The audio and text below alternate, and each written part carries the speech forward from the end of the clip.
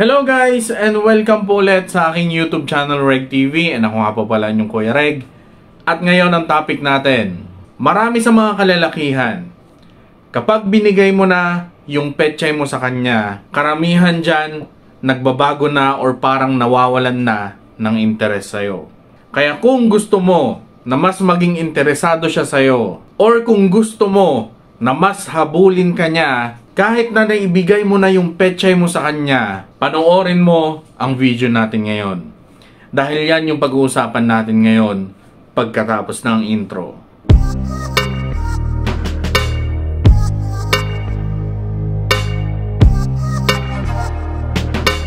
Number 1, huwag mong ipakita na siya yung mundo mo.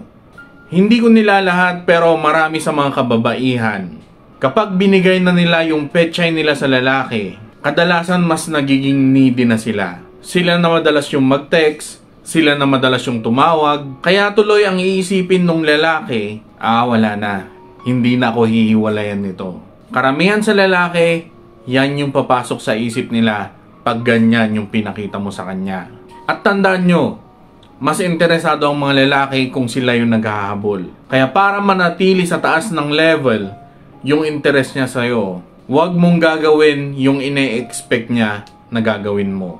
Hayaan mo siya na siya yung mauna na kumontak sa'yo. Ipakita mo na confident ka sa sarili mo at hindi iikot yung mundo mo sa kanya kahit na binigay mo na yung petchay mo sa kanya. Dahil dyan, mas lalo siyang gaganahan na habulin ka.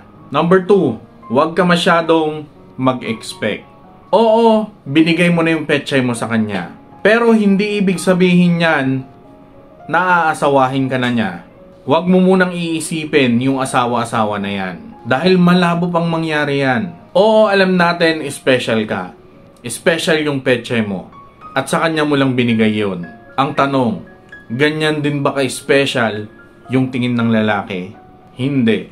Hindi ganun ka-special ang tingin ng lalaki kumpara sa kung gaano ka-special mo yun na tignan. Hindi pareho ang tingin ng lalaki at babae yung tungkol sa bagay na yan. Para sa lalaki, ang bakbakan ay bakbakan lang. Yun lang yun. Real talk yan. Kaya para hindi ka ma-disappoint, huwag kang mag-expect ng bonggang-bongga sa lalaki after mo ibigay yung petchay mo sa kanya. Number 3, magpaganda ka. Magpaganda ka hindi para sa lalaki, hindi para sa kanya. Magpaganda ka para sa sarili mo. Ipakita mo na confident ka sa sarili mo pagkasama mo siya. Dahil pag ginawa mo yan, para mo na rin pinakita na interesado ka sa kanya. Pero, hindi yung to the point na parang ka sa kanya. At dahil maayos ka pa rin sa sarili mo, maraming lalaki pa rin ang titingin sa'yo. Mapapansin niya na hindi lang yung mata niya yung nakatitig sa'yo.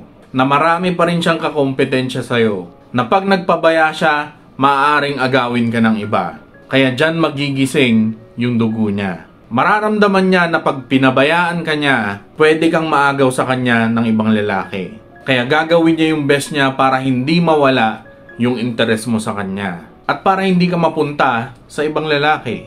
Pang-apat, huwag mo siyang i-pressure. Kung inabot na ng ilang taon na may nangyayari sa inyo, yan, pwede ka dyan magtanong. Pero kung 1 or 2 araw pa lang mula nung may mangyari sa inyo, huwag mo muna siyang ipipressure tungkol sa mga seryosong usapan ng relasyon. Dahil hindi ka pa masasagot niya ng matino. Lalo na kung gusto mo agad sagutin niya yung mga tanong na kung kailan mo siya ipapakilala sa mga magulang niya, na kung kailan niya balak na pakasalan ka, kung ano yung mga plano niya sa relasyon nyo, baka iwan ka niyan pag kinulit mo siya agad-agad ng mga tanong na ganyan.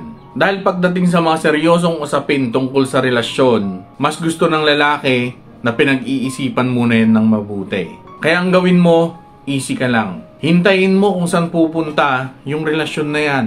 Pero, kung siya mismo yung nagpipressure sa'yo, napapakasalan ka na niya, goods yan dahil mahal na mahal ka talaga ng lalaking yan. Number 5, magpahabol. Gaya nga ng sabi ko sa mga vlog ko, ang mga lalaki pinanganak na hunter yan. Kaya bata pa lang gusto nila na sila na yung naghahabol. Mas nahihirapan siyang makuha yung gusto niya, mas nagiging interesado siya na makuha yung gusto niya. Kaya kahit na gustong gusto mo siya at kahit na binigay mo na yung petchay mo sa kanya, huwag mo siyang hahabulin para mas maging interesado siya sa'yo. Hayaan mo siyang paghirapan niya na makuha yung mga gusto niya. Dahil mas gustong gusto niya yung ganyan. Dahil pag pinakita mo yan sa kanya, para mo na rin pinakita na hindi mo kailangan ng lalaki para mabuhay. Na may mga kaibigan ka, may trabaho ka, na maraming interesting sa buhay mo, na kaya mo pa rin mabuhay kahit wala siya. Yan yung papasok sa isip niya kapag ikaw yung nagpahabol sa kanya. Kaya ayan, mas magiging interesado siya na habulin ka.